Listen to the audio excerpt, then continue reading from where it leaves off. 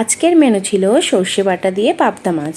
প্রথমে 2 চামচ সর্ষে জলে ভিজিয়ে রেখেছিলাম, তারপর মাছের মধ্যে একটু নুন ও হলুদ মেখে নিলাম, আর মাখার সময় একটু কাঁচা সর্ষের তেল দিয়ে দিয়েছিলাম, যাতে মাছ ভাজার সময় মাছ ফেটে গায়ে না আসে। মাছ ভাজা হয়ে গেলে ভিজিয়ে রাখা সর্ষে, 2টো কাঁচা লঙ্কা ও সামান্য নুন দিয়ে বেটে নিয়েছিলাম। তারপর কড়াইতে অল্প তেলে কালো জিরে ও কাঁচা লঙ্কা ফোড়ন দিয়ে বেটে রাখা সর্ষে ফোড়নের মধ্যে দিয়ে সামান্য জল দিয়ে কষে তার মধ্যে স্বাদমতো হলুদ, নুন, মিষ্টি দিয়ে নাড়িয়ে পরিমাণ মতো জল দিয়ে ফুটিয়ে তার মধ্যে মাছগুলো দিয়ে দিলাম।